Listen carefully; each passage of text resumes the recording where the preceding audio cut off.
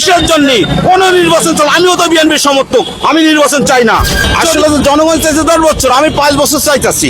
মানে 1 বছর মতো আরো 4 বছরই থাক, এটা আমার মনের কথা, এটা জনগণের জরিপের কথা বলছি আমি। জনগণ ভাই, খাই বা না খাই আসি বলো, ভাঙ্গা ঘরে চাঁদের আলো, ভাঙ্গা ঘরে চাঁদের আলো, খাইবা না খাই আসি বলো। কোন সরকার এসে আমাদের প্যাডেল চালাই দেবে না ভাই, কারণ এখন আমরা অল্প ইনকাম করে আমরা ভালো আছি।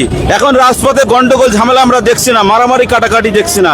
এখন কম খেয়েও রাত্রি বউ বাচ্চা নিয়ে ঘুমাইতেছি। কিন্তু শেখ হাসিনার আমলে আমি ব্যক্তিগতভাবে, আমি গরিব মানুষ হইলেও বাড়িতে যেয়ে আমি ঘুমাতে পারতাম না ঠিকভাবে, এটাই আমার সত্য কথা। আমাদের গরিব মানুষের মুখ দিয়ে কোনো বানোয়াট কথা বেরোয় না, কারণ আমাদের ঘুষের টাকা পকেটে ঢোকে না, কোনো নেতাও টাকা দেয় না তাদের পক্ষে কথা বলার জন্য।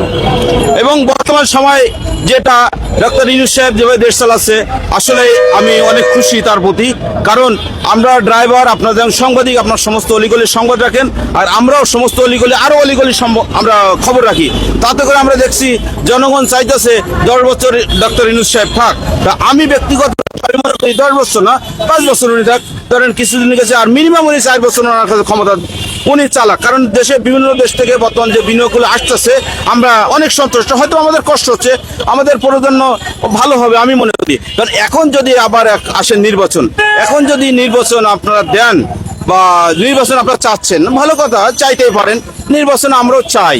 কিন্তু এখন বর্তমান উপজেলা পর্যায়ে স্থানীয় নির্বাচন আমরা চাচ্ছি, সরকারি নির্বাচন আমরা এখন চাচ্ছি না।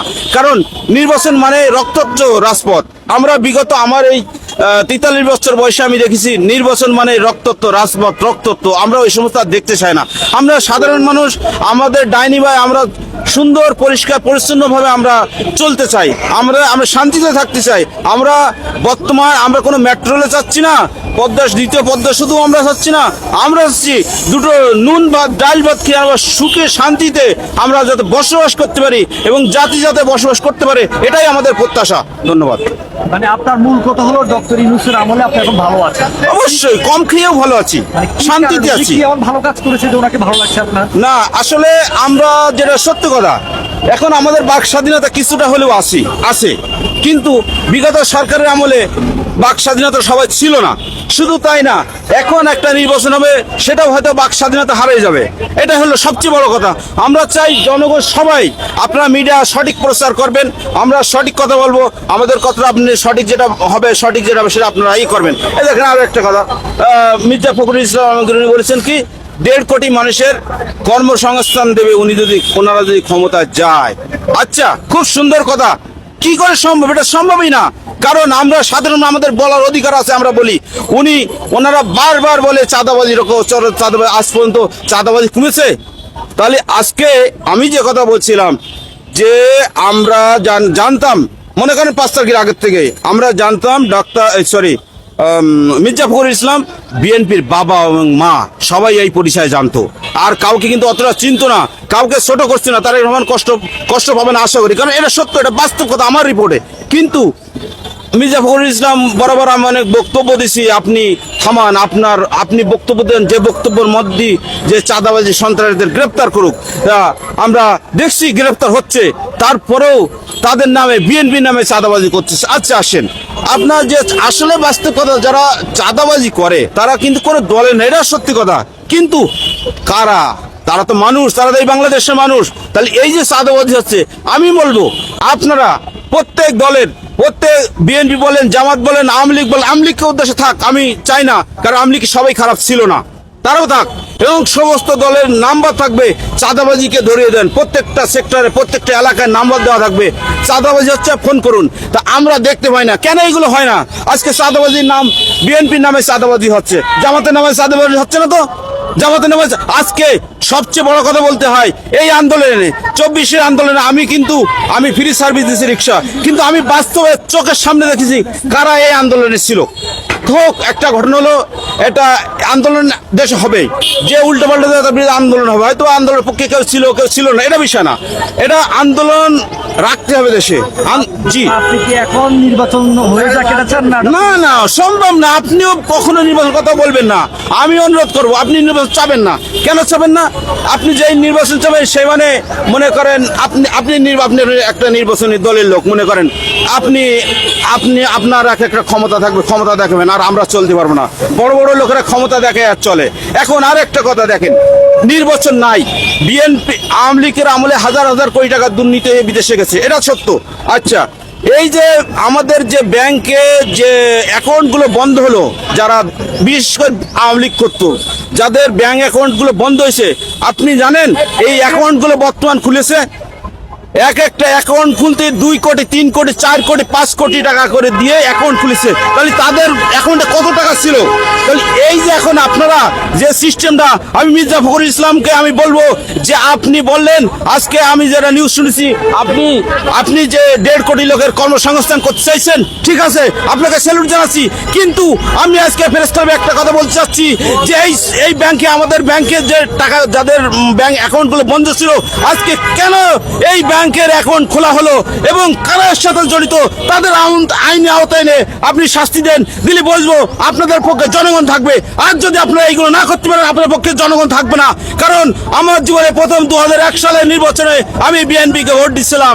তারপরে যাই হোক, এটা মনের কথা, এটা কোনো বাস্তব বানানো কথা না। কিন্তু এখন যদি এই ধরনের বিএনপির নামে বদনাম হয়, আর আপনারা যদি কঠোর থেকে কঠোর হয়ে যে ব্যবস্থা না নেন, তাহলে আমাদের মতো লোক আপনাদের বিএনপি থেকে সরে আসতে একদম সময় নেবে না। আমাদের মতো, আমাদের মনে করেন আমি একটা না, আমার মতো হাজারো লোক আছে, তারা অবশ্যই চলে আসবে। জি, এখন নির্বাচন চাই, আপনার কি মনে হয়? কিসের জন্য কোন নির্বাচন চল? আমিও তো বিএনপির সমর্থক, আমি নির্বাচন চাই না। যদি কেউ চায় সেটা হ্যাঁ চাক, কোনো সমস্যা নেই ভাই, আমরা বুঝি না। রাজনীতি অনেক বড় দল আছে, বলেন জামাত বা বিভিন্ন দল আছে, সবাই কি একত্রিতভাবে আপনারা সব এক জায়গায় মিটিং করে আলোচনার মাধ্যমে ডক্টর অংশগ্রহণ, সবাই আলোচনার মাধ্যমে ডক্টর নিসকে বলেন আপনি জামাত বা বিভিন্ন ইসলামী দলের যারা আছে সমস্ত সংগঠনকে একসাথে নিয়ে আলোচনা করেন, উনি ছেড়ে দেবে। উনি ডক্টর হিসেবে টাকার অভাব নাই, উনি ক্ষমতা লোভী উনি না, উনি থাকবে না। আমি আজকে বলবো ওই 1 সপ্তাহের ভিতরে ডক্টর ইউনূস নির্বাচন দেবে, সহজ সত্যি দেবে, কোনো ধান্দাবাজি করবে না। এখন যান, ইসলামী দলগুলো সবচেয়ে বেশি রক্ত ঝরাইছে আজকে ইসলামী দলগুলো। আমি বলবো আমার ব্যক্তিগত এনাদের নিয়ে আলোচনার মাধ্যমে যান, যে ওনার কাছে কাগজ জমা দেন, অবশ্যই ডক্টর হিসাব নির্বাচন 1 সপ্তাহের ভিতরে রোড ম্যাপ দিয়ে দেবে, একদিনও বাড়াবে না, এটাই সত্য কথা। নির্বাচন যদি হয়, আপনি কি এই নির্বাচনে আওয়ামী লীগ অংশগ্রহণ চান? দেখেন, আসলে এটা হলে বড় রাজনীতি দলেরা জানে, এটা অনেক বড় প্রশ্ন। তবে আপনি বেশি থাক, আমরা চাই, কেন বেশি চাই থাক, যদি মানে প্রতিপক্ষ না থাকে, আন্দোলন করার লোক থাকে না, আসলে কোথায় কার নিষিদ্ধ করার কথা বলবো? একটা বড় দল, এটা নিষিদ্ধ করার কথা বলা যায় না। থাক, আমলিকে সবাই খারাপ লোক ছিল না, বিএনপিতেও কিন্তু সবাই খারাপ লোক নাই, জামাতেও কিন্তু সবাই ভালো লোক নাই, সব দলে কম বেশি খারাপ লোক আছে, খারাপ লোক নিয়েই চলে। তবে আমি আসলে সবচেয়ে আমার বড় কথা, আগে নিজেকে পরিবর্তন হতে হবে, তারপর দেশকে পরিবর্তন করতে হবে, তাকে জাতিকে পরিবর্তন করতে। নিজে পরিবর্তন হবে না, আমার পরিবার পরিবর্তন হবে না, আমার দেশ পরিবর্তন হবে, আমার জাতি পরিবর্তন হবে না। ঠিক আছে, তার মানে আপনি চাচ্ছেন যে ডক্টর ইউনূস আরো লং টাইম থাকুক? অবশ্যই, আমি 1000বার বলবো, এটা আমার কথা না। আমি আমার বাড়ি সাতক্ষীরা কালীগঞ্জ না, আমি কতদিনের জন্য চান ডক্টর ইউনূসকে? আসলে তো জনগণ চাইছে 10 বছর, আমি 5 বছর চাইতাছি, মানে 1 বছর মতো আরো 4 বছর উনি থাক, এটা আমার মনের কথা। এটা জনগণের জরিপের কথা বলছেন, জনগণের জরিপের কথা বলছি, এটা চাইতাছে। জি, কিন্তু এর আগে এখন যদি উনি ডক্টর ইউনূস সাহেব এবং যারা আছে, যে সমস্ত লোকগুলো রাজনীতি আছে, সবাই একত্রভাবে চাঁদাবাজির বিরুদ্ধে রুখে দাঁড়াক। আমি এটাই সবচেয়ে বড়, চাঁদাবাজি সন্ত্রাসী যেগুলো হচ্ছে, টোলবাজি হচ্ছে, এবং এই যে কথাটা একটু আগে বললাম যে 1 কোটি 2 কোটি 3 কোটি টাকা দিয়ে অ্যাকাউন্ট খোলা হচ্ছে, তাহলে কি হচ্ছে দেশে? তারা রাম রাজ্য হাতে পেয়ে তারা টাকা লুটপাট করে বিদেশে পাঠাচ্ছে, ঠিক আছে, কিন্তু এখন কারা ক্ষমতায় আছে, আর এই টাকাগুলো কারা নিয়ে যাচ্ছে? এই টাকা এখন তাহলে বিদেশে যাচ্ছে না? অবশ্যই যাচ্ছে। এই যে হাজার হাজার কোটি টাকা তাদের ব্যাংকে আছে, 1 কোটি 2 কোটি 5 কোটি টাকা দিয়ে অ্যাকাউন্ট ওপেন করতেছে, এই টাকাটা কি দেশে আছে? এদের বিদেশে চলে যাচ্ছে। তাহলে এইটার বিরুদ্ধে অ্যাকশন এক্ষুনি নেওয়া উচিত। আর যেই দল এবং যারা অ্যাকশন নেবে, আমরা তাদেরকে স্যালুট জানাবো, এবং তাদের পক্ষে আমরা রাজপথে আমরা আবারও যুদ্ধ করবো ইনশাআল্লাহ। ধন্যবাদ।